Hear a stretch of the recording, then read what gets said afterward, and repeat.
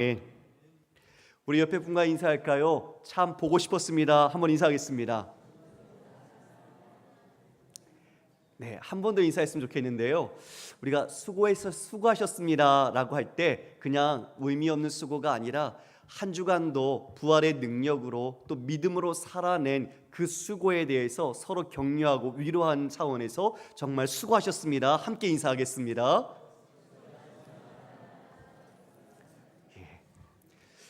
한 주간 전쟁터에서 지내다가 오셨잖아요. 깨지기도 하시고 또 이기기도 하셨고 하나님의 은혜도 경험하셨을 겁니다. 우리가 그 모든 내용들을 가지고 다시 하나님 앞에 모인 것은 주님을 이 자리에서 다시 확인하고 우리의 마음을 주 앞에 온전히 내어드리기 위함 아니겠습니까? 여러분 오늘 말씀 속에서도 여러분을 향하신 하나님의 뜻을 정말 깨닫고 그 은혜와 그 사랑으로 다시 힘있게 일어서시기를 주님의 이름으로 축원합니다. 오늘 말씀 제목은 대접받고자 하는 대로 행하라. 대접받고자 하는 대로 행하라입니다. 우리 지난주에는 부활절이라 다른 본문을 했었는데요. 그 전 6장의 내용을 잠깐 말씀을 드리면 여러분 서기관과 바리새인들이 그 종교적인 경건을 행한다고 했는데 대표적으로 그들이 기도하고 또 구제도 하고 금식도 했습니다. 그런데 이것을 우리 구주께서는 외식했다라고 말씀하셨습니다. 왜냐하면 그들의 행하는 모습은 참 좋아 보였지만 그 중심은 하나님을 향하지 않고 자신을 향하고 있었기 때문이죠. 사람들에게 자신을 옳게 보이려고, 그래서 그들은 이미 사람들로부터 영광을 받았다. 하늘 아버지께서는 이 모든 것을 보셔서 너희들이 받을 상은 없다는 거죠. 그리고 오히려 이 모든 것을 할 때에 은밀한 중에 보시는 아버지께 행할 때 아버지께서 다 그것을 갚아주신다라고 말씀해 주셨습니다. 바로 천국 백성 서기관과 바리새인의 의가 아니라 더 나은 예수의 의로 살아가는 하나님의 백성은 사람 앞에 행하는 것이 아니라 하나님 앞에 우리의 모든 믿음의 길을 걸어간다는 것을 깨닫게 해 주셨습니다. 그들은 아버지로 만나지 못했죠. 하나님을. 그러나 우리는 하나님을 아버지로 만나서 그분과 인격적인 교제를 나누고 또 사랑하고 그 사랑으로 힘을 얻고 날마다 십자가에 달리신 예수 그리스도를 묵상하고 우리를 위하여 자기 몸 버리신 그 구주의 큰 사랑과 은혜 앞에 우리는 그 믿음을 가지고 새롭게 살아갈 수 있게 된 것입니다. 오늘은 비판하지 말라라고 말씀을 하십니다. 그리고 잘 아는 구하라, 세 가지의 표현을 다양하게 하셔서 아버지께 구하라라는 말씀을 하시는데요. 우리가 말씀 속에서 하나님의 깊은 뜻을 여러분의 삶에 새겨서 그 영광이, 그 기쁨이 더 샘솟기를 간절히 원합니다. 우리 1절과 2절 말씀을 함께 읽어보겠습니다. 시작. 비판을 받지 아니하려거든 비판하지 말라. 너희가 비판하는 그 비판으로 너희가 비판을 받을 것이요 너희가 헤아리는 그 헤아림으로 너희가 헤아림을 받을 것이니라.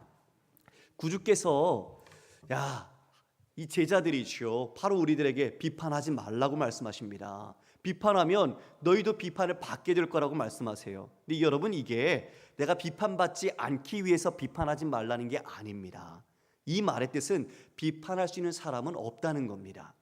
여기 비판이라는 크리노, 이 명령문으로 된 크리네테라는 이 명령문은요 어떤 의미를 담고 있냐, 우리가 이것을 단지 권고하고 충고하는 그런 비판을 말하는 게 아니라 이 비판은 정죄하고 심판한다는 내용입니다. 그 형제에 대해서 너는 틀렸어, 나는 맞아, 나는 옳아, 근데 너는 글렀어, 이런 거죠. 같은 형제요, 하나님을 섬기는 언약 백성 사이에서 다른 걸 주장하는 거예요. 이게 전제입니다. 난 너하고 달라. 나는 말이야 11조도 12조 하고, 나는 성경도 1년에 10독 이상 하고, 난 새벽 기도를 빠진 적이 없어. 나는 이렇게 하지 왜 넌 못해? 너는 왜 그걸 못하지? 너는 그래서 문제야. 네가 그렇게 해야 돼. 넌 불의해. 마치 죄인처럼 그 형제를 취급해버리는 거죠. 자신은 의롭고 자신은 고추 세우는데 형제는 깎아내리고 형제는 불의한 자로 만들어버리는 겁니다. 주님, 그러지 말라는 겁니다. 왜요? 네가 어디서 구원받았니? 네가 어떻게 은혜 받았니? 네가 어떤 자리에 있었는지 보라는 거죠. 그래서 우리는 그 누구도 형제에 대해서 우리가 아무리 친한 사람이라도 정죄하고 심판해서는 안 된다는 겁니다. 여러분, 정죄하고 심판하시는 몫은 누구에게만 있습니까? 하나님께만이죠. 할렐루야. 왜 하나님 역할을 하냐는 거죠. 하나님 하실 일을 하나님께 드려야 하는데 그걸 내가 하나님이냐 그걸 뺏어가지고 형제를 내가 옳다 그러다라고 판단하면서 말하고 있는 거예요. 여기서 비판하지 말라는 게 그 악행을 그냥 두라는 얘기는 절대 아닙니다. 그 모습, 형제의 그 모습 속에서 네 자신을 보라는 거죠. 분별력을 가지라는 겁니다. 왜요? 그 형제의 모습 속에 내가 보여요. 이걸 볼 수 있어야 합니다. 형제가 잘못을 했어요. 형제가 넘어졌고 악을 행했어요. 그런데 나는 그 악은 안 했어요. 그렇다고 내가 그 형제를 비난하고 심판한다면 하나님은 자신의 눈으로 볼 때 그 비판하고 있는 자도 어떻다는 걸까요? 너도 똑같아. 너도 다른 죄에서 똑같아. 네가 지금 그렇지 않았다고 해서 그렇게 한 형제를 네가 힐난하고 비난하고 이렇게 판단한다면 너 또한 똑같이 판단받아야 된다. 너도 거기서 결코 자유로울 수 없다. 우리 구주께서 그것을 말씀해 주시는 거죠. 하나님께 맡겨야 할 걸 자신이 하나님인 양, 의로운 양 드러내는 모습이 위선이다라는 거죠. 그것을 위식이라고 말하는 거죠. 앞서 6장에서는 종교적인 모습 속에서 위식을 이야기하셨는데 이제는 형제 사이에서 하는 위식을 말하는 거예요. 그렇게 위식하지 말아라. 그래서 여러분 5절 말씀을 보면 이렇게 말하죠. 외식하는 자요. 지금 비판하는 자에게 대해서 예수님이 정확하게 규정하신 것은 외식한다라고 말씀하고 계세요. 여러분 외식 말씀드렸죠? 자신의 속 모양은 그렇지 않은데 겉으로만 그런 척하는 것, 자신이 좀 더 거룩한 이 모습이 있는 척하는 것, 주님은 그걸 외식한다, 위선하는 자라고 말씀하시는 거예요. 주님은 형제의 결점이 보이니 그러면 너도 내 자신의 결점을 봐라. 그리고 그 결점을 긍휼히 여기고 그것을 하나님께 가져가 나가서 하나님 앞에 같이 아파하며 긍휼히 여기고 기도하는 형제가 되어야 되지 않겠니? 바로 그 이야기를 하고 계신 겁니다. 할렐루야. 근데 여러분, 우리의 실상은 어떻죠? 좀 더 잘 안다 싶으면, 아니면 더 친하다 싶으면, 아니면 회사에서 어떤 직급의 차이가 있다 싶어서 자기의 아랫사람이다 싶으면 우리의 말이 어떻게 나갑니까? 좀 뭔가 내 마음에 불편하고 마음에 안 들면 사정없이 비난하는 말 혹시 쏟아내고 있지는 않습니까? 하나님의 형상이요, 하나님의 형제요 자매인데 그 사람을 나와 같은 형제로 보지 않고 그 사람을 향해서 나는 다르다라고, 너는 왜 못하느냐고, 왜 그렇게 안 되냐고 우리가 정죄하고 비난하고 있지 않냐는 거죠. 우리의 마음을 돌이켜야 할 것입니다. 하나님께서 지금 예수 그리스도를 통해 이 보여주시는 놀라운 은혜와 교훈들은 다 우리가 어디에서 건진받았는지를 밝히 보이게 하시고 있습니다. 지금 여러분 들보가 눈에 들어갔다고 이야기를 해요. 근데 그 들보를 보지 못하고 남의 눈에 뭘 봐요? 티를 봅니다. 여러분 들보는 석가래 아니에요. 큰 거잖아요. 자신의 눈 안에는 큰 게 박혀 있는데 너무 커서 그럴까요? 그걸 보지 못하네요. 그리고 오히려 다른 사람의 그 눈에 있는 작은, 다른 사람의 잘못한 작은 티를 찾아내서 그거 가지고 비난하고 정죄하는 거예요. 여러분, 개진도진 아닙니까? 누가 죄인이고 누가 의인입니까? 우리 모두가 다 하나님의 긍휼을 입어야 하는 불쌍한 자 아닙니까? 할렐루야. 옆에 분을 보시고 이렇게 말씀하실까요? 우리 서로 불쌍한 사람입니다. 예, 긍휼히 여겨주세요. 긍휼히 서로 정말. 그래서 아까 수고하셨습니다라고 말한 이유도 거기에 있어요. 우리 다 깨지고 나가서 터지고 믿음으로 살아보려고 했어도 안 돼도 그런 마음의 아픔이 있잖아요. 그런데 우리가 서로 위로하고 격려 안 해주면 누가 해주나요? 주님은 물론 하시지만 우리라도 같이 이렇게 할 때 더 힘을 낼 수 있지 않겠습니까? 자, 자기 눈에 있는 들보를 보지 못한다, 맹인이죠. 제대로 보지 못하는데 다른 사람의 잘못만 찾아요. 근데 그런 사람이 계속 있어요. 자신에게는 그 기준을 적용을 안 합니다. 자신은 관대해요. 다른 사람에게 사랑과 관용을 베풀어야 하는데 오히려 그건 자신에게 행하고 자신에게 주어야 될 정죄와 심판을 다른 사람에게로 향하는 거예요. 방향이 거꾸로 됐어요. 이게 못 본다는 거죠. 그래서 주님은 이 말씀을 많이 해주셨지만 들을 끼 있는 자는 깨달을지어다라고 말하거든요. 들어도 깨닫지 못하는 겁니다. 지금 이들이 외식하는 자들은 자기 눈안에 있는 걸 깨닫지 못해요. 그리고 다른 사람 뭐 꼬투리 잡을 거 없나, 다른 사람 좀 못한 거 없나, 이런 것만 찾아다녀요. 여러분, 그런 사람들이 사랑이 있습니까? 없습니까? 사랑이 별로 없지요. 사랑이 없어요. 예, 왜냐하면 관계가 다 깨지거든요. 사랑은 서로를 하나로 묶어줍니다. 그리고 죄를 덮어주지요. 그리고 서로가 형제라는 것, 그 깊은 마음을 하나님 안에서 나누게 해주는데 우리가 판단하고 비판하는 순간 그 사람은 남이 되어버립니다. 그 사람을 정죄하는 순간 가까이 하기보단 멀리하고 미워하고 싫어하죠. 아무리 좋은 말을 해도 비판하고 정죄하면 그 마음이 기쁘지 않습니다. 소용이 없는 거죠. 그래서 관계가 중요합니다. 사랑 안에서 우리가 조언을 하고 충고를 해주는 거죠. 오늘에 있는 비판은 그런 것이 아니라 그 사람을 향한 잘못을 자신의 화살로 쏟아 붓는 것을 말합니다. 자, 5절 말씀을 보니 이렇게 말합니다. 외식하는 자여, 먼저 내 눈 속에서 들보를 빼어라. 그 후에 밝히 보고 형제의 눈 속에서 티를 빼리라. 자신의 눈에서 들보를 빼낼 수 있는 사람은 없습니다. 우리는 죄인이라 우리가 살고 있는 동안에 우리 눈에는 들보가 늘 있어요. 이 티가 있어요. 결국은 비판할 수 있는, 형제를 심판할 수 있는 자는 없습니다. 주님은 그것을 말씀하시는 거죠. 오히려 형제가 넘어지면 손붙들어 이렇게 세워줘야 합니다. 그리고 그를 위해 기도하고 함께 아파해야 합니다. 나는 너처럼 이렇게 살지 않아. 내 삶은 좀 더 고급스러워. 나는 하나님과 더 친하거든. 이런 식의 표현은 자신의 의와 열심을 기초로 하는 믿음이죠. 그런데 그것은 시간이 지날수록 하나님과 상관없습니다. 그건 자기 영광을 추구하기 때문에 그래요. 그래서 지금 외식한다라는 표현을 주님께서 말씀하면서 우리에게 경고해 주시는 거죠. 하늘 백성들아, 예수님을 따르는 나의 제자들아, 형제를 비판하지 말아라. 사랑해야 한다. 그리고 그들을 긍휼히 여겨야 한다. 그렇게 말씀하시는 거죠. 팔복에 나타난 심령이 가난한 사람들, 그리고 온유한 사람들, 우위에 줄이고 핍박받는 사람들은 비판하는 사람이 아닙니다. 그들은 인내하고 기다려주고 그리고 용서하고 더 좋은 정책을 펼쳐나가는 것처럼 말을 하죠.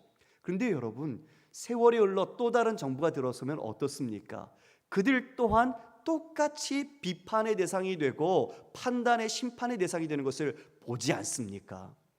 비판, 비난은 끊이지 않습니다. 서로를 다 망가뜨리고 사랑을 저버리고 서로의 영혼을 파괴할 뿐입니다. 진짜 영혼을 세우고 그 사람을 살리는 것은 사랑의 말이요, 용서의 말이요, 자비인 것을 믿으시기를 바랍니다. 우리는 분별력은 필요합니다.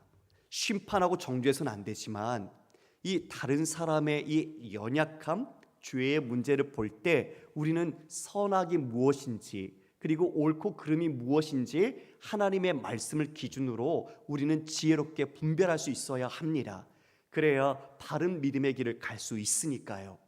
하나님께 이 심판의 자리를 내어 맡겨드려야 하는데 그것이 무너진 자리가 어디냐면 바로 창세기 에덴 동산의 그 선악과 사건입니다. 창세기 2장 9절 17절 말씀입니다. 여호와 하나님이 그 땅에서 보기에 아름답고 먹기에 좋은 나무가 나게 하시니 동산 가운데에는 생명나무와 선악을 알게 하는 나무도 있더라. 선악을 알게 하는 나무의 열매는 먹지 말라. 내가 먹는 날에는 반드시 죽으리라 하시니라. 하나님께서 모든 풍요로운 것들을 다 창조해서 우리에게 주셨습니다. 그리고 단 한 가지, 이 선악을 알게 하는 나무를, 그 열매를 먹지 말라고 말씀해 주셨습니다. 하나님과 피조물인 인간이 결코 넘어서는 안 되는 경계선인 거죠. 이것을 신학적으로는 피조적인 한계라고 말합니다. 넘어서는 안 되는 하나님의 영역입니다. 그런데 이 뱀의 간교한 술수에 넘어가서 이것을 먹고 너희들이 눈이 밝아져 하나님과 같이 될 거야, 이 꾀임에 이 열매를 먹었죠. 먹은 그 범죄함으로 어떤 증상이, 결과가 나타났습니까? 수치를 알게 되었습니다. 그리고 내 뼈 중에 뼈요 살 중에 살이라고 극찬하고 아꼈던 그 아내를 향해 하나님을 이렇게 이야기합니다. 하나님께, 저 하나님께서 내게 짝지어 주신 저 여자 때문에 저 여자가 나로 먹게 했습니다. 여러분, 이 비판, 이 정죄, 하나님을 향한 이 아담의 말, 인류 최초의 하나님의 자리를 빼앗으려고 했던 왕의 찬탈 사건, 배도 사건입니다. 여러분, 이 비판과 이 정죄함 속에 그들은 그와 같이 하나라고 고백했던 그 아름다움이 깨져버렸습니다. 비판이란, 정죄와 심판이란 이렇게 관계를 깨트리는 것이죠. 주님은 그것을 하나로 묶기 위해서 오셨습니다. 우리가 깨지고 죄 때문에 서로가 자신이 왕인 것처럼 비판하고 정죄하는 그들을 하나님께서는 예수 그리스도로 통해서 하나로 묶으셔서 우리 주님이 기도하신 것처럼 아버지와 내가 하나인 것 같이 저들도 우리와 하나가 되게 하옵소서. 화목과 화평과 그 사랑의 관계로 묶으신 겁니다. 그런데 그 은혜를 받은 자들 안에 지금 이 은혜를 망각한 채 어떻게 해요? 형제를 판단하고 있는 거죠. 형제를 비판하고 있는 겁니다. 교회 안에도 권징이 있습니다. 치리가 있습니다. 잘못해서 이 공동체에 유익을 주지 못한 행동을 했을 때에는 분명한 치리권을 가지고 징계를 해야 합니다. 그러나 그 징계의 목적은 그 사람이 잘못했다는 것을 말하는 것 이전에 사랑 안에서 그 사람을 회복하고 온전히 세우기 위한 것이 목적입니다. 우리는 살리기 위하여 행하는 것이지 누군가를 죽이고 무너뜨리려고 하는 것이 아니라는 것을 분명히 깨달아야 할 것입니다. 할렐루야. 여러분, 그래서 가정 안에서 우리가 이 비판과 이 판단과 이러한 정죄와 심판의 말을 하는지 보셔야 합니다. 우리 부모들이 자녀들에게 너무 쉽게 이런 말을 쏟아낼 때가 많습니다. 물론 그 마음은 그렇지 않지만 표현이나 이런 것들이 그 영혼을 정말 아프게 만들 때가 너무나 많습니다. 부부 사이에도 마찬가지입니다. 부부 사이에도 서로 존중하고 아껴야 하는데 판단하고 정죄해야 하면서 서로의 사이를 가르고 그리고 그로 말미암아 갈등과 아픔을 겪고 있는 가정들을 보게 됩니다. 여러분, 우리가 어디에서 구원받았는지 다시 한번 서로를 돌아보고 긍휼히 여기며 십자가에 달리신 예수 그리스도 안에서 내 자신을 발견하기를 간절히 소망합니다. 주님이 마지막 날 오시면 지금 이 땅에 있는 것처럼 많은 가라지들 그리고 알곡들 있지만 그걸 가르신다고 말합니다. 그건 주님이 하실 몫입니다. 우리가 가라지를 뽑아내고 우리가 갈라서는 안 되는 것이죠. 그러니까 우리가 이런 부분에 분명하게 모든 심판은 하나님께 맡긴다. 그리고 우리는 하나님의 은혜에 그 뜻을 따라 사랑하기로 그리고 섬기기로 긍휼히 여기기로 결심해야 할 것입니다. 로마서 2장 1절 말씀에 이렇게 있는데 우리 한 절씩 교독을 한번 해볼까요? 네, 로마서 2장 1절 말씀 제가 먼저 읽겠습니다. 그러므로 남을 심판하는 사람이요 그대가 누구이든지 죄가 없다고 변명할 수 없습니다. 그대는 남을 심판하는 일로 결국 자기를 정죄하는 셈입니다. 남을 심판하는 그대도 똑같은 일을 하고 있기 때문입니다. 시작. 하나님의 심판이 이런 일을 하는 사람에게 공정하게 내린다는 것을 우리는 압니다. 이런 일을 하는 사람들을 심판하면서 스스로 그런 일을 하는 사람이요 그대는 하나님의 심판을 피할 수 있을 줄로 생각합니까? 아니면 하나님께서 인자하심을 베푸셔서 그대를 인도하여 회개하게 하신다는 것을 알지 못하고 오히려 하나님의 풍성하신 인자하심과 너그러우심과 오래 참으심을 없인 여기는 것입니까? 함께 읽겠습니다. 그대는 완고하여 회개할 마음이 없으니 하나님의 공정한 심판이 나타날 진노의 날에 자기가 받을 진노를 스스로 쌓아 올리고 있는 것입니다. 예. 자기가 어떻게 하는지도 모르고 남을 비판하고 정죄하는 사람도 똑같이 하나님께 그 셈을 받게 될 것이다. 스스로 지금 그 죄를 쌓고 있는 것이라고 말하고 있죠. 하나님은 지금 이 시간이 그가 돌이킬 수 있는 회개의 용서의 시간을 주시는 것인데 그 자비하심과 너그러우심을 내가 알지 못하냐고 반문하고 있습니다. 성도 여러분, 그러니까 우리는 화살을 어디로 향해서 쏘아야 되죠? 다른 사람이 아니라 내 자신을 향해 쏘아야 합니다. 하나님께서 자신이 언약을 지키겠다라고 맹세하셨을 때 여러분 무지개를 하늘에 거셨습니다. 그 무지개가 마치 활 모양 아닙니까? 그 활의 시위가 당겨져서 나가는 방향이 어디를 향하고 있어요? 하늘입니다. 하늘입니다. 우리가 내 자신을 향해 하나님의 말씀을 적용해야지. 내 자신에게는 관대하고 용서하면서 다른 사람에게 엄격한 잣대를 들이댄다면 그 엄격한 잣대를 들이댄 것처럼 지금 로마서 말씀에서 본 바 그 잣대가 자신을 향하게 된다는 것을 기억해야 할 것입니다. 6절 말씀을 보면 이렇게 기록되어 있는데요. 거룩한 것을 개에게 주지 말며 너희 진주를 돼지 앞에 던지지 말라. 그들이 그것을 발로 밟고 돌이켜 너희를 찢어 상하게 할까 염려하라. 개나 돼지는 유대인들이 혐오하던 겁니다.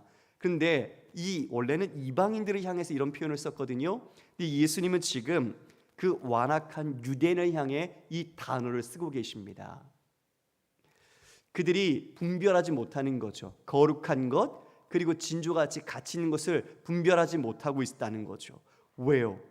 자신들에게는 그처럼 자비로운데 다른 사람들에게는 하지 않는 분별력을 잃은 모습을 가진 그대들, 너희들에게는 거룩한 것, 진주와 같은 것들을 주어도 소용이 없다는 것을 말씀해주고 있습니다.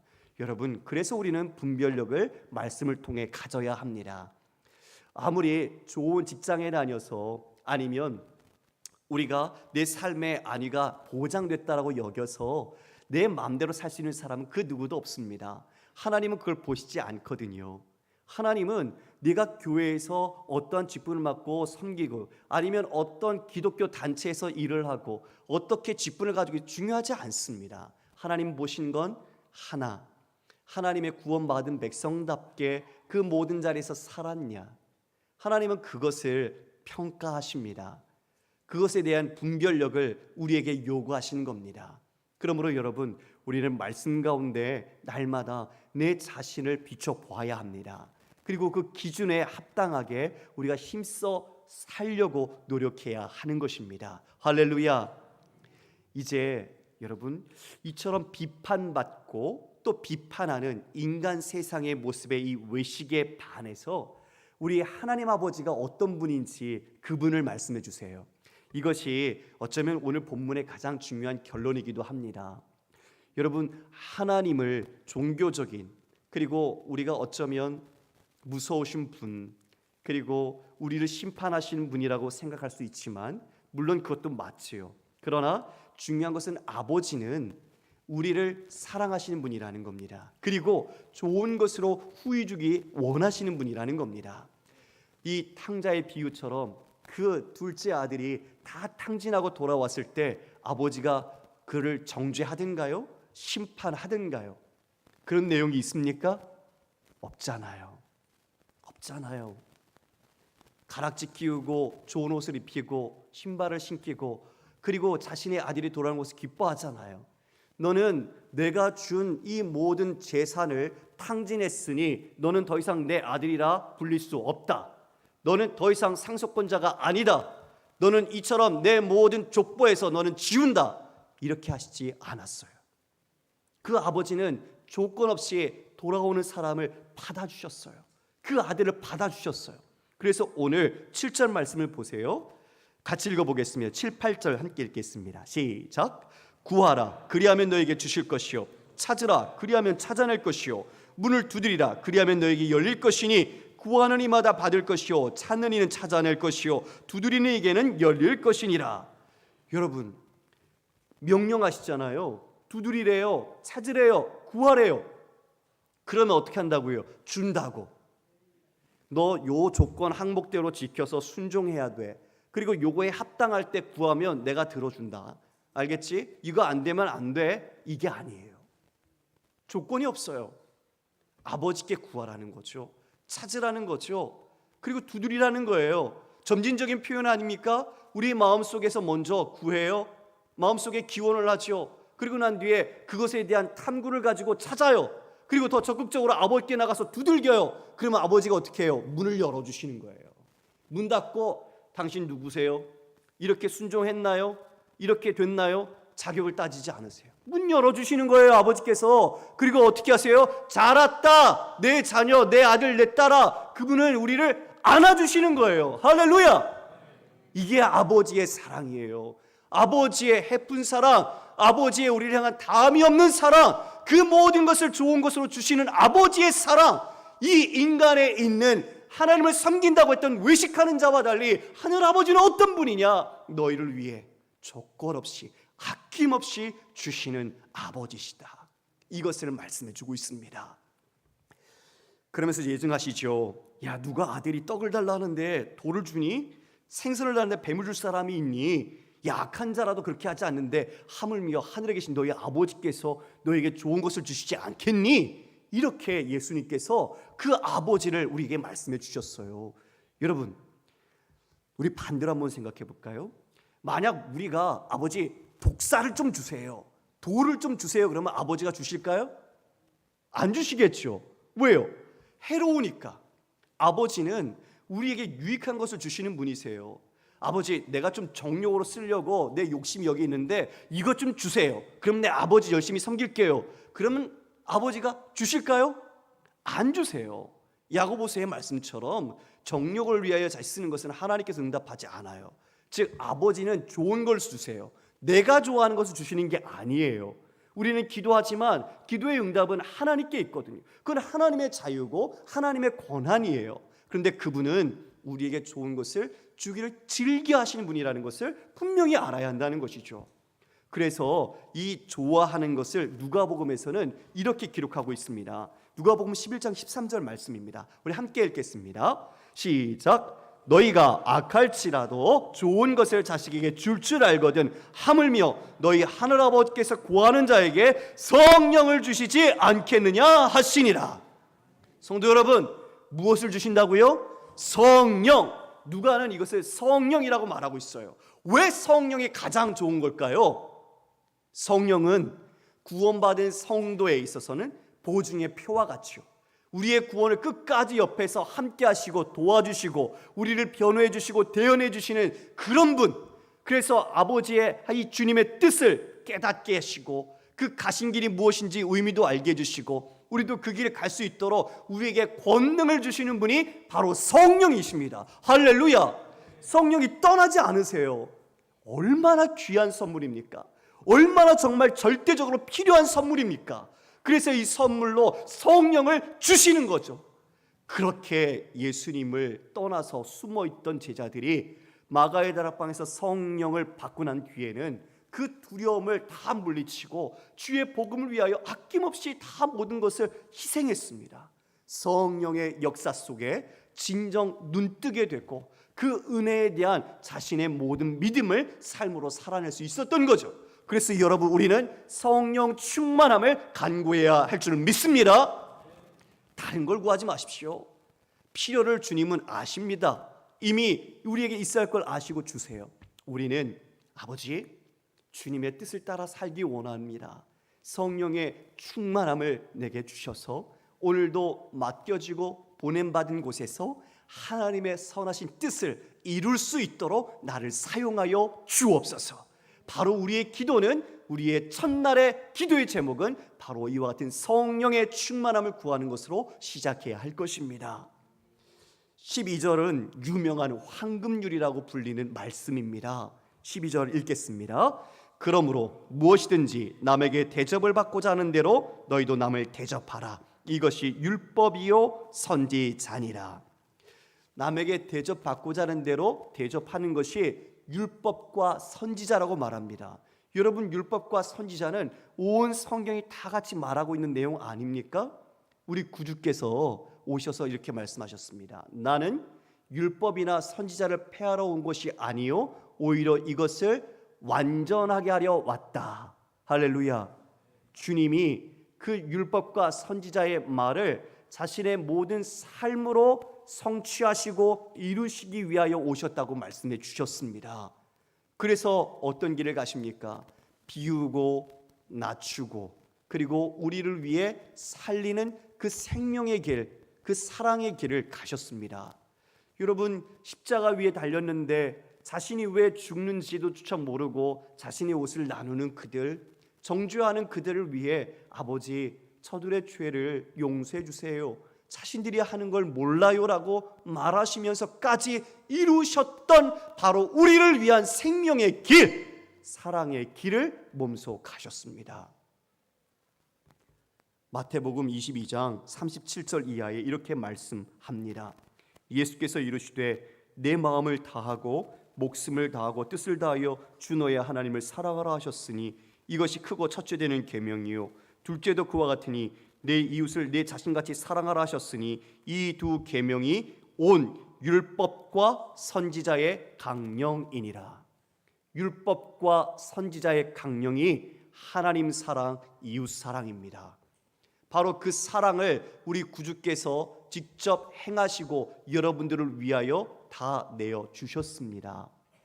지금 예수님의 그 율법의 성취, 그것이 바로 이런 사랑에 드러나는 것입니다.